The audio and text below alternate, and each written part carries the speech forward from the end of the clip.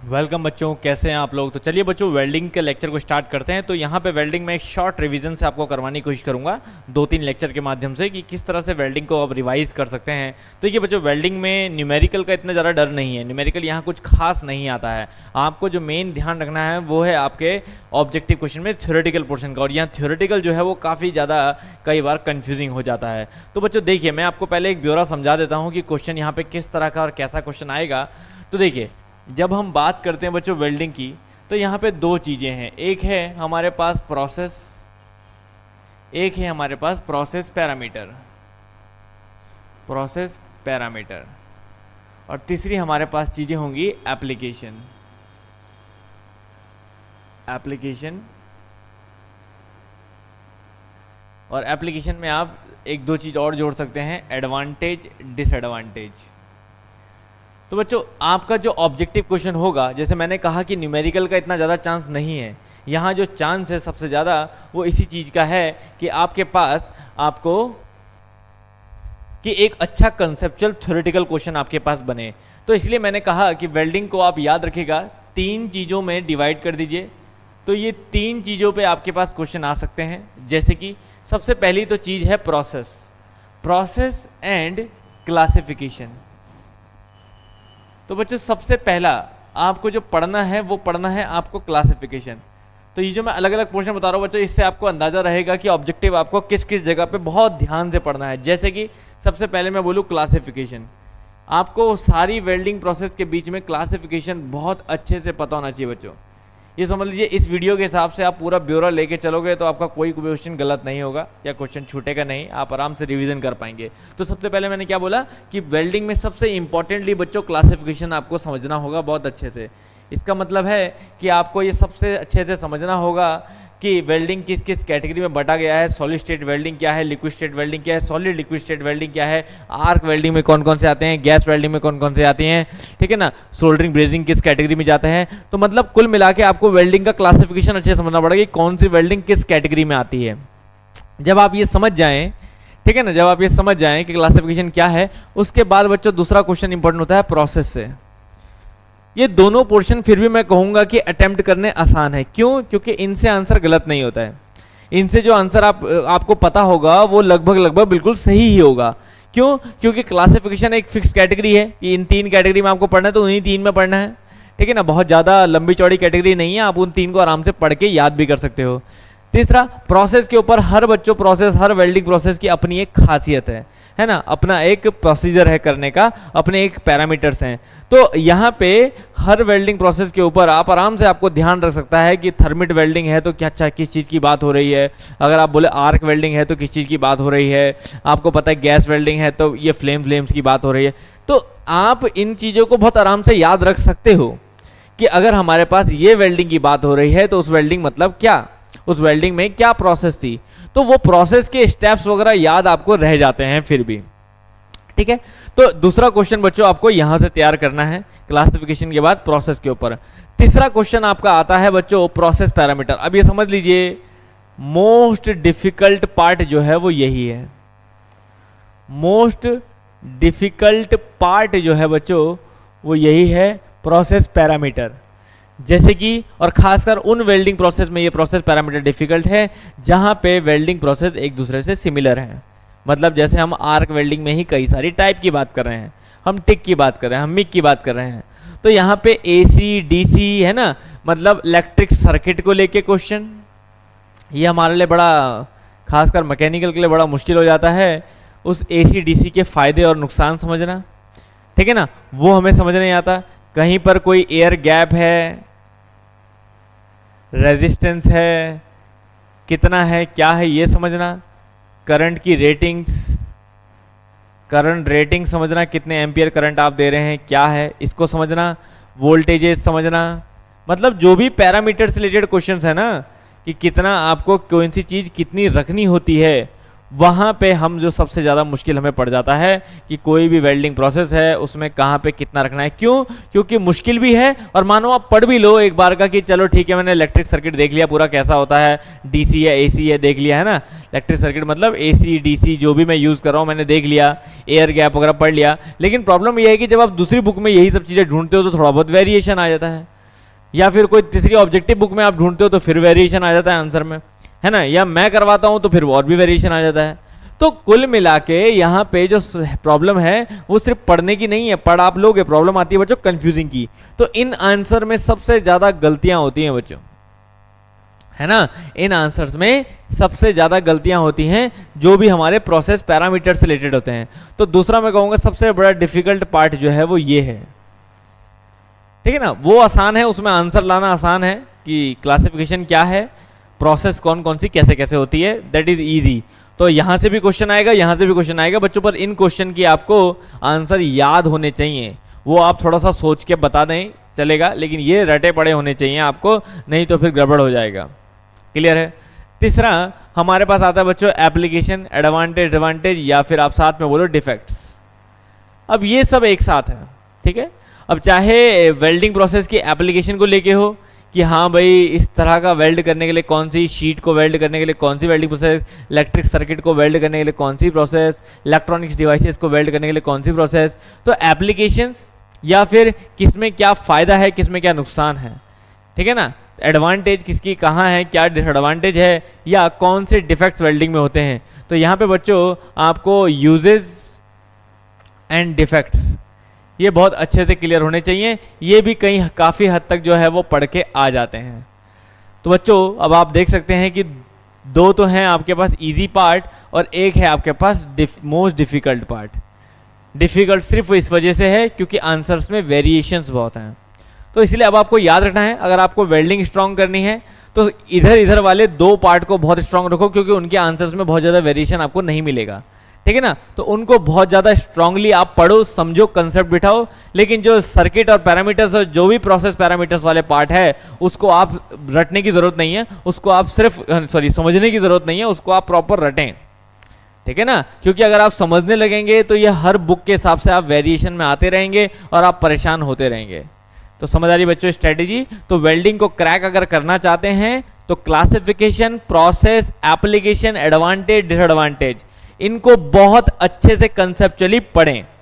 उसके बाद हर वेल्डिंग में प्रोसेस पैरामीटर्स कैसे हैं उनको अच्छे से याद रखें। उसमें कोई कंसेप्ट लगाने की जरूरत नहीं, जिनमें लग जाए अच्छी बात है, जिनमें लग जाए अच्छी बात है, जिनमें नहीं लगे बच्चों याद रखना है, एनी हाउ याद रखना है, नहीं तो फिर आप अटेम्प्ट कर नहीं पाएंगे, कंफ्यूजन में और गलत हो जाएगा। तो वही मैंने कहा इस तरह के क्वेश्चंस को आप तभी अटेम्प्ट करें जब आपको अच्छे से आंसर पता हो कि यही है इसका आंसर, ठीक है। और जब नॉलेज की बात है तो नॉलेज आपको classification, process, application, advantage, disadvantage से लेना है।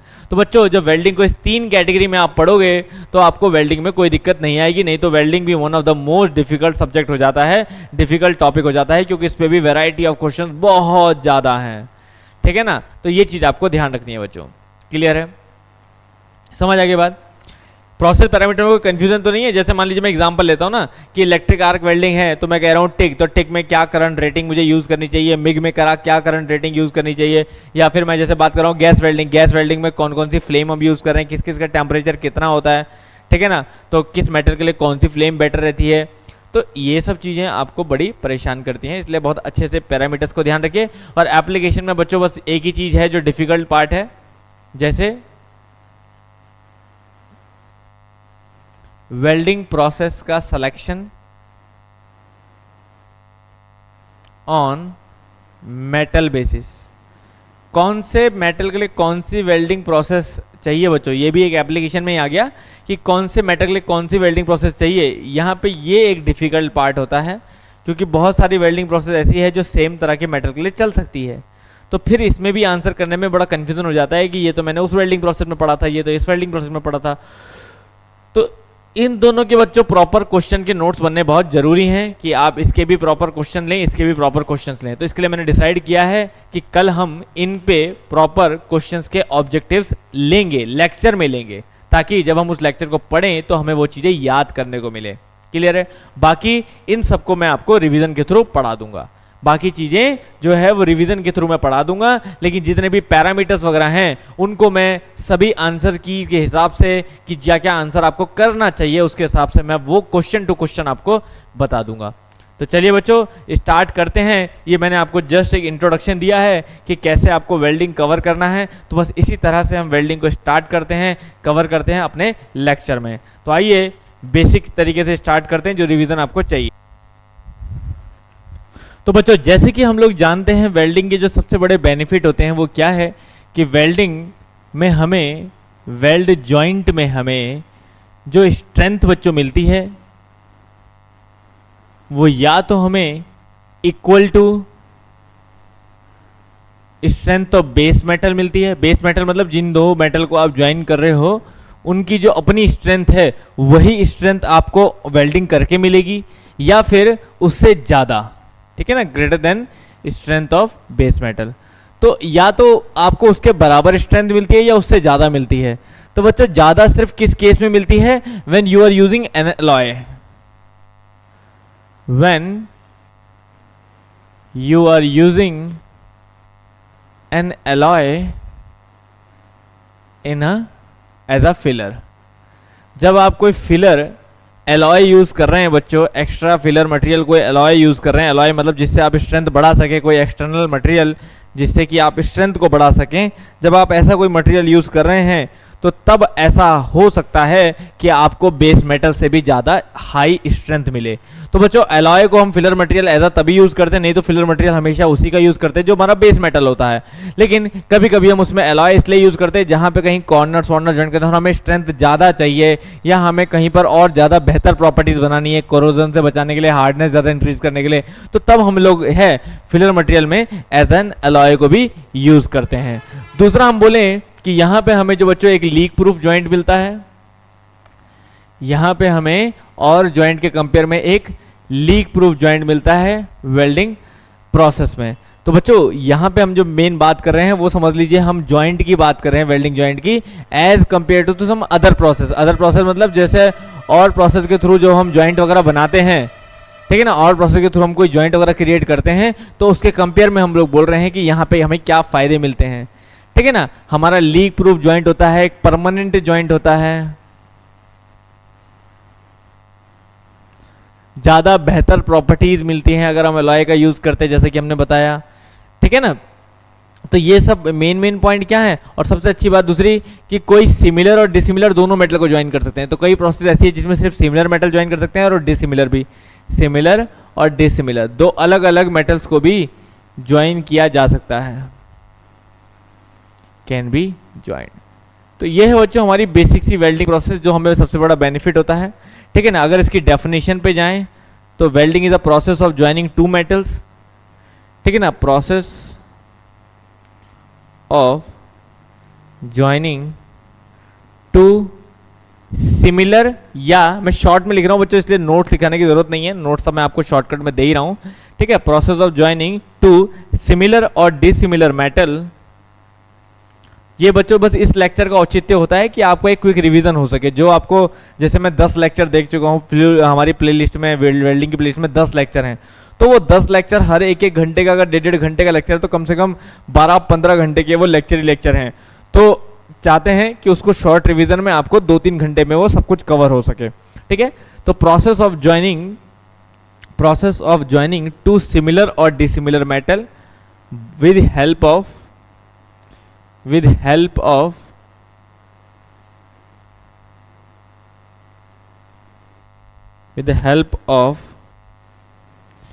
फिलर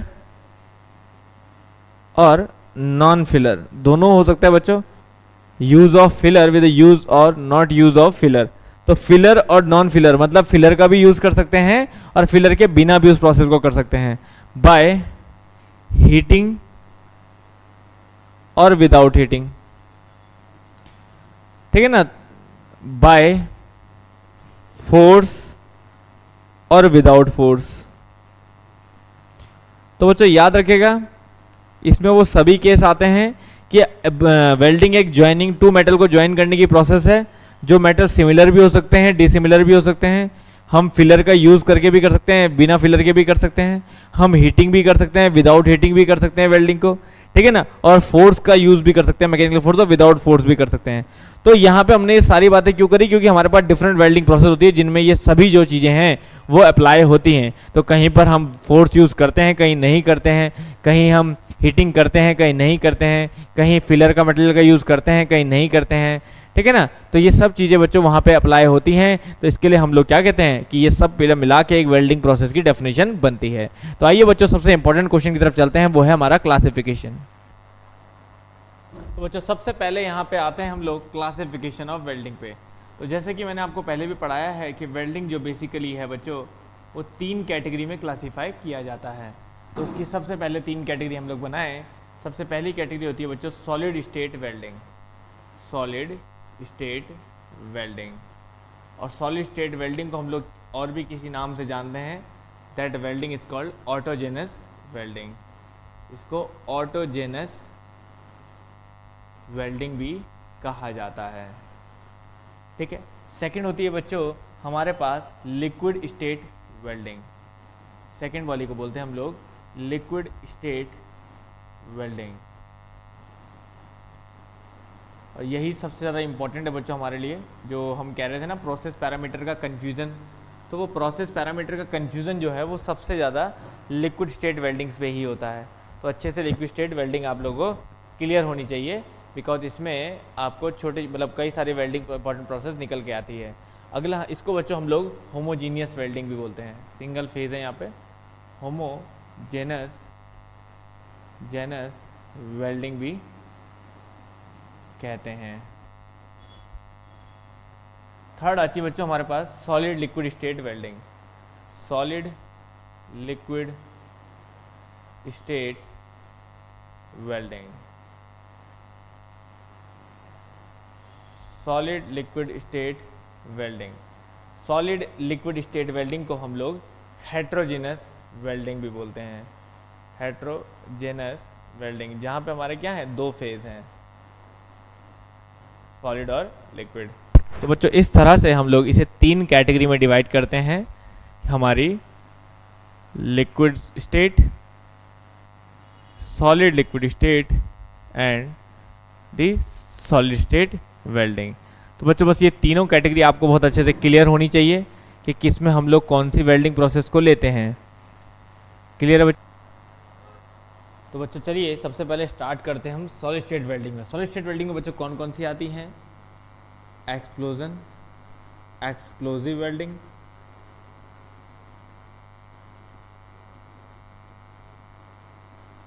ठीक है ना। जहाँ पे बच्चों सॉलिड स्टेट मतलब जहाँ पे वेल्ड हमारा सॉलिड स्टेट में रहता है कि ज्वाइन होते समय आपका मोल्टन मेटल, वो पूल सा टाइप का मोल्टन मेटल जो है वो नहीं बनेगा, तो वहाँ पे आपका क्या है सीधा सॉलिड स्टेट में ही ज्वाइंट क्रिएट हो जाता है। चाहे वो एक्सप्लोजिव वेल्डिंग हो गई, फ्रिक्शन वेल्डिंग हो गई, फ्रिक्शन वेल्डिंग हो गई, फॉर्ज वेल्डिंग हो गई,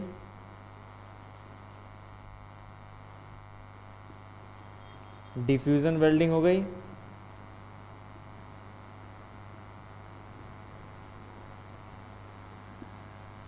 और हमारी अल्ट्रासोनिक वेल्डिंग भी इसी में कैटेगरी में आ जाती है।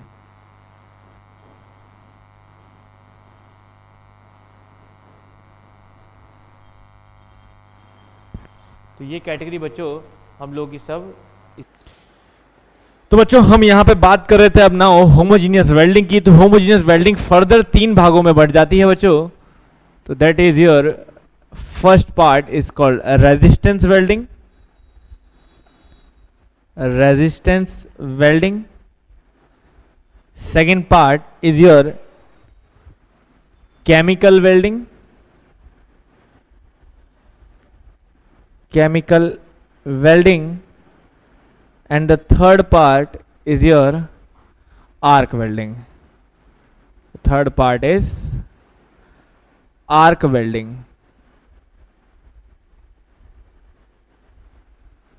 ठीक है, तो यहां पे हमें ध्यान रखना है बच्चों होमोजीनियस में बहुत इंपॉर्टेंट वेल्डिंग है, क्योंकि सबसे ज्यादा क्वेश्चन जो आते हैं हमारे इस लिक्विड स्टेट वेल्डिंग से ही आते हैं, और सबसे ज्यादा जैसे मैं कह रहा था डिफिकल्ट क्वेश्चन जो है प्रोसेस पैरामीटर पे बेस्ड वो सबसे ज़्यादा इस लिक्विड स्टेट वेल्डिंग पे ही आते हैं बच्चों।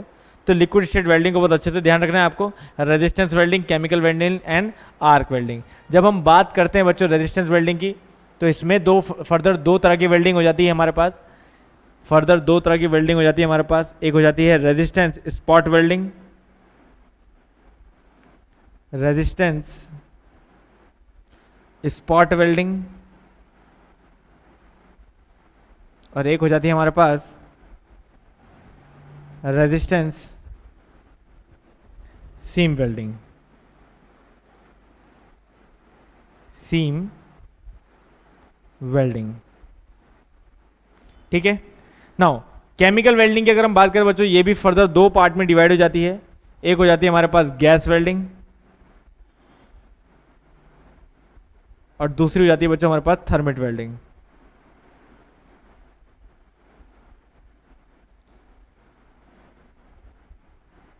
दूसरी हो जाती है हमारे पास थर्मिट वेल्डिंग।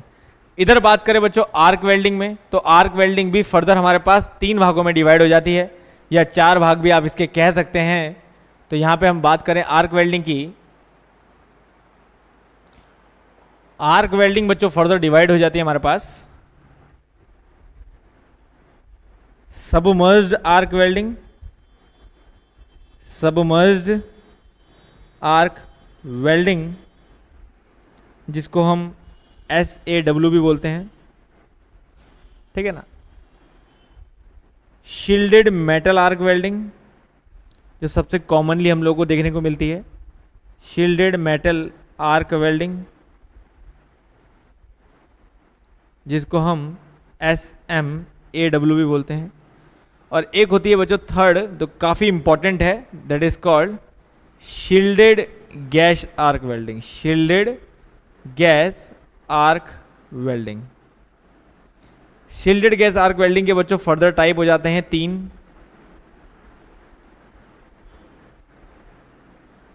पहला type important, gas tungsten arc welding. ठीक है ना, जिसको हम GTAW भी बोलते हैं, और साथ साथ हम लोग इसे टिग भी बोलते हैं। ठीक है ना। ऐसे ही सेम दूसरा आ जाता है इसमें बच्चों gas metal arc welding, gas metal arc welding, जिसको हम मिग भी बोलते हैं, GMAW, और मिग भी बोलते हैं। तीसरी आ जाती है बच्चों इसमें प्लाज्मा आर्क वेल्डिंग, जिसको बच्चों हम PAW भी बोलते हैं। तो यहाँ पे मैंने क्लियर आपको तीनों चीज़ें बताई हैं कि कौन कौन सी वेल्डिंग को हम लोग यहाँ पे किस चीज़ से डिनोट करते हैं, किस तरह से बोलते हैं। तो देखिएगा बच्चों, तो ठीक है बच्चों, मैं एक बार दोबारा बता रहा हूँ। देखिए हमने तीन वेल्डिंग में डिस्क्राइब किया, solid liquid state and solid liquid state दोनों। तो यहाँ पे हमने बोला इसे ऑटोजेनियस वेल्डिंग, जिसमें हमारे क्या होता है, स्टेट जो है वो सॉलिड ही रहती है, चाहे वो एक्सप्लोजिव हो, फ्रिक्शन हो, फोर्ज वेल्डिंग हो, डिफ्यूजन हो, या अल्ट्रासोनिक वेल्डिंग हो। फिर हम बात करते हैं सॉलिड आपकी लिक्विड स्टेट वेल्डिंग में। लिक्विड स्टेट वेल्डिंग में हमारा क्या होमोजीनियस वेल्डिंग है। होमोजीनियस में हमारा रेजिस्टेंस, केमिकल और आर्क वेल्डिंग तीन कैटेगरी हो जाती है। रेजिस्टेंस वेल्डिंग में बच्चों हमारी दो कैटेगरी हो जाती हैं, रेजिस्टेंस स्पॉट वेल्डिंग और resistance seam welding. Chemical welding में भी हमारी दो कैटेगरी आती है, गैस वेल्डिंग और थर्मिट वेल्डिंग। आर्क वेल्डिंग में बच्चों हमारी तीन कैटेगरी आती हैं, submerged arc welding, shielded metal arc welding and shielded gas arc welding. तो शील्डेड मेटल आर्क वेल्डिंग जो है और सबमर्ज्ड आर्क वेल्डिंग है, इसको छोड़ दें तो शील्डेड गैस आर्क वेल्डिंग में फर्दर तीन टाइप हो जाते हैं बच्चों, टिग, मिग और पाव। तो मतलब टिग मतलब टंगस्टन इनर्ट गैस वेल्डिंग, और metal inert gas welding, and third is plasma arc welding. तो लास्ट बचता है बच्चों यहाँ पे solid liquid welding, solid liquid state welding. तो उसके भी दो टाइप हो जाते हैं बच्चों यहाँ पे, सोल्डरिंग एंड ब्रेजिंग। तो ये भी बहुत इंपॉर्टेंट है। तो देखिए बच्चों, अब बात आती है इस क्लासिफिकेशन से क्वेश्चंस क्या क्या आते हैं। तो पहला क्वेश्चन, तो सबसे बड़ा क्वेश्चन इसी चीज को लेके होता है कि यहाँ पे जो भी वेल्डिंग प्रोसेस हमने लिखी है, कौन सी किस कैटेगरी में आती है, कौन सी शील्डेड गैस में आएगी, कौन सी आर्क में आएगी, या कौन सी उससे ऊपर बोलें तो लिक्विड स्टेट में आएगी। तो इस तरह का कोई भी कैटेगरी हमसे पूछ सकता है। दूसरा, आपको सिंपल पता होना चाहिए बच्चों, जैसे कि हमने बोला कि क्वेश्चन यहाँ पे कहाँ से कौन कौन सी वेल्डिंग प्रोसेस बहुत ज़्यादा इंपॉर्टेंट है, जिसकी अच्छी डिटेलिंग आपको पता होनी चाहिए। तो वो अगर हम सबसे ईजी से बात करें बच्चों, तो बहुत अच्छे से आपको सोल्डरिंग और ब्रेजिंग पता होना चाहिए, पहली बात तो, ठीक है ना। सोल्डरिंग ब्रेजिंग पे बहुत डिटेल में अच्छे से क्वेश्चन बनते हैं बच्चों, काफ़ी सारे उसके अलॉयज को लेके, फिलर को लेके काफ़ी सारे क्वेश्चन बनते हैं। तो सोल्डरिंग ब्रेजिंग के क्वेश्चन आपको बहुत अच्छे से क्लियर करने हैं, ठीक है ना। उसके बाद आपको जो इंपॉर्टेंट है बच्चों वो है शिल्डेड गैस आर्क वेल्डिंग प्रोसेस। जितने भी मैं प्रोसेस पैरामीटर को लेके बोल रहा था, देखो सोल्डरिंग ब्रेजिंग में भी और चाहे शिल्डेड गैस आर्क वेल्डिंग, सबसे ज़्यादा प्रोसेस पैरामीटर बच्चों इसी में पूछे जाते हैं, शिल्डेड गैस आर्क वेल्डिंग में। जैसे कि मैं आपको बोल रहा था कि भाई करंट की रेटिंग पूछ सकता है, रेजिस्टेंस पूछ सकता है, कितना आप इसमें वोल्टेज रखते हैं वो पूछ सकता है, कितनी थिकनेस रखते हैं आप उसमें, कितनी थिकनेस के लिए कौन सी वेल्डिंग बेटर है ये पूछ सकता है, आर्क कैसे बनता है ये पूछ सकता है, आर्क ब्लो क्या होता है ये पूछ सकता है, एसी डीसी सप्लाई क्या होता है, मतलब एसी डीसी सप्लाई का इफेक्ट क्या होता है, किस मेटल के लिए कौन सी सही रहती है। ये सब क्वेश्चन बच्चों अकेले इससे बनते हैं। तो आपको प्रॉपरली अपने आप से बहुत अच्छे से चीज़ों को मैं रिवाइज तो कराऊंगा ही, ये शिल्डेड गैस आर्क वेल्डिंग अपने आप में बहुत अच्छे से पढ़ना है कंप्लीट, समझ रहे हो। तो बाकी वेल्डिंग आप भले ही ना पढ़ो, लेकिन सबसे ज़्यादा इंपॉर्टेंट आपको ये शिल्डेड गैस आर्क वेल्डिंग प्रोसेस है। मैंने जो बताया आपको कि प्रोसेस पैरामीटर के जितने भी कंफ्यूजन हैं वो सब यहाँ से आएंगे, ठीक है। उसके बाद दूसरा शॉर्ट क्वेश्चन आपको सोल्डरिंग ब्रेजिंग, इनमें आपस में डिफरेंस वगैरह ये सब क्लियर होना चाहिए। What is soldering, what is brazing, उसमें कौन कौन से फिलर हैं, क्या डिफरेंस है दोनों में, ठीक है ना, कहाँ किसका एप्लीकेशन कहाँ पे होता है, ये सब क्लियर है। उसके बाद बच्चों बात करें तो सबमर्ज आर्क वेल्डिंग या शिल्डेड, इनसे एक दो क्वेश्चन है बच्चों, इनसे बहुत ज़्यादा चीज़ें नहीं आती हैं। शिल्डेड गैस ही आपको बहुत अच्छे से करना है। उसके बाद यहाँ बात करें तो स्ट्रेट क्वेश्चन आता है बच्चों थर्मिट वेल्डिंग से, जो कि बहुत आसान है आंसर करना। तो थर्मिट वेल्डिंग से भी बोले तो कोई बहुत कंफ्यूजिंग क्वेश्चन नहीं है। तो शिल्डेड गैस के बाद जो सबसे ज़्यादा क्वेश्चन की वैरायटी है बच्चों वो है गैस वेल्डिंग में। शिल्डेड के बाद जो सबसे ज़्यादा वैरायटी आपको कवर करनी है वो करनी है गैस वेल्डिंग में बहुत अच्छे से, क्लियर। तो यहाँ पे बच्चों अगला आता है हमारा पास गैस वेल्डिंग, जो आपको दूसरी सबसे इंपॉर्टेंट चीजें यहाँ पे डिस्कस करनी है। तो shielded arc welding, shielded gas arc welding, उसके बाद गैस वेल्डिंग, ठीक है ना। बाकी ये थर्मिट वर्मिट इन सब से एक लाइन के सीधे क्वेश्चन होते हैं। जैसे थर्मिट में थर्मिट मिक्सचर के बारे में क्वेश्चन आता है, कहाँ उसका एप्लीकेशन होता है, रेलवे ट्रैक के लिए वहाँ क्वेश्चन आता है, ठीक है ना। ये 2-3 चीजें हैं सिंपल। सबमर्ज आर्क वेल्डिंग के लिए सिंपल क्वेश्चन आता है कि आर्क किस में सबमर्ज रहता है और किस वेल्डिंग प्रोसेस में आर्क जो है वो मोल्टन पूल के अंदर रहता है। तो ये सब सबमर्ज आर्क वेल्डिंग के क्वेश्चन हो जाते हैं, ठीक है। इधर रेजिस्टेंस स्पॉट वेल्डिंग से बच्चों अगर किसी और एग्जाम की बात करें, किसी हम आईएएस या गेट एग्जाम की बात करें, तो फिर यहाँ से न्यूमेरिकल भी आता है। लेकिन आपको न्यूमेरिकल नहीं करना है, तो आपको अच्छे से सिर्फ रेजिस्टेंस स्पॉट वेल्डिंग वगैरह के बारे में पढ़ना है। वहां पे बस बच्चों करंट की रेटिंग वेटिंग ये सब क्वेश्चन इसमें आते हैं। हाई करंट लो फ्रीक्वेंसी, लो करंट हाई फ्रीक्वेंसी, ये सब चीजें जो है करंट फ्रीक्वेंसी रिलेशनशिप वगैरह वो सब यहाँ से आते हैं। तो यहाँ पे स्पॉट वेल्डिंग को जो है वो अच्छे से करना है। इसमें एक वेल्डिंग आप और लिख सकते हैं बच्चों, प्रोजेक्शन वेल्डिंग।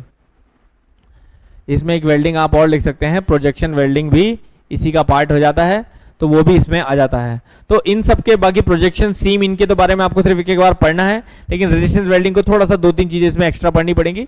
बाकी इधर आगे चलें तो इन वेल्डिंग में बच्चों कुछ खास इंपॉर्टेंट चीजें नहीं होती हैं, चाहे फोर्स हो, डिफ्यूजन हो, अल्ट्रासोनिक हो, फ्रिक्शन हो, एक्सप्लोसिव हो, इनमें भी आपको मेन चीजें जो है इनके पॉइंट्स हैं पढ़ने हैं। तो ऐसे में अगर हम गौर फरमाएं तो सबसे ज्यादा क्वेश्चन प्रैक्टिस मुझे कहाँ करनी है, सिर्फ 2 ही टॉपिक बच्चों जहां मैंने आपको इंपॉर्टेंट बताया, ठीक है ना। आपको सबसे ज्यादा जो क्वेश्चन प्रैक्टिस करनी है वो करनी है आपको गैस वेल्डिंग में और शिल्डेड गैस आर्क वेल्डिंग में, क्योंकि जितने भी कंफ्यूजिंग क्वेश्चन आपको मिलेंगे वो इन्हीं 2 टॉपिक से मिलेंगे बच्चों बस। बाकी सोल्डरिंग ब्रेजिंग का डिफरेंस बिटवीन आपको पता होना चाहिए। तो कुल मिला के देखिए तो 1 2 3 चीजें बहुत इंपॉर्टेंट है, जिनमें आपको अच्छे से हर क्वेश्चन को कर जाना है। मतलब जिस भी किताब में जो भी क्वेश्चन दिया है इन पे बेस्ड, उनको आपको करना ही करना है इन्हीं 3 टॉपिक पे बेस्ड। बाकियों के लिए सब में लगभग क्वेश्चन सब एक जैसे हैं। समझ आई बच्चों बात? तो ये मेरी बेसिक सी बात समझे आप, क्योंकि किस तरह पढ़ना है ये जानना बहुत जरूरी है। हम 3-3 दिन का शेड्यूल तो बना रहे हैं, लेकिन उस 3 दिन को हमें प्रॉपरली कैसे यूटिलाइज करना है ये जानना हमें जरूरी है। तो इसलिए मैंने बता दिया कि किस जगह पे फोकस करना है, किस पे नहीं। बाकी मैं पूरा आपको एक टॉपिक पे, जैसे हमने बोला शिल्डेड ये हमारा सबसे ज्यादा टफ है, तो इसमें मोस्ट इंपॉर्टेंट क्वेश्चन कौन से हैं वो मैं अब आपको लेक्चर में ही कराऊंगा, क्योंकि प्रोसेस बच्चों ऑलरेडी सारे प्रोसेस के वीडियो डले हुए हैं। तो मैं एक एक करके प्रोसेस डिस्कस करूं उसमें वो मजा नहीं है, ना उतना बेनिफिट है, क्योंकि वो सब तो आप देख ही रहे हो, वेल्डिंग के हर प्रोसेस के नाम से वेल्डिंग प्रोसेस मैंने वीडियो डाला हुआ है। तो अब जरूरी है कि आप उसमें से सीधा ऐसे ऐसे क्वेश्चंस लगाओ, बस थोड़ा बहुत प्रोसेस के बारे में पढ़ो और सीधा क्वेश्चन लगाओ, तो हल्का सा प्रोसेस को रिवाइज करेंगे और सीधा उसके बच्चों ज्यादा से ज्यादा क्वेश्चन जो है उनको हम पढ़ेंगे। समझ आए बच्चों बात? तो इतना क्लियर हो गया इस पे लेक्चर आपको। तो यहाँ पे हमारा बच्चों क्लासिफिकेशन जो टॉपिक है वो कंप्लीट होता है। तो इतना क्लासिफिकेशन आपको ध्यान रखना है। अब बात करेंगे टू द पॉइंट एक एक वेल्डिंग प्रोसेस पे, और उन पे क्या क्या क्वेश्चंस हम लोग यहाँ पे कर सकते हैं उनके बारे में डिस्कस करेंगे। तो आइए बच्चों चलते हैं नेक्स्ट लेक्चर की तरफ।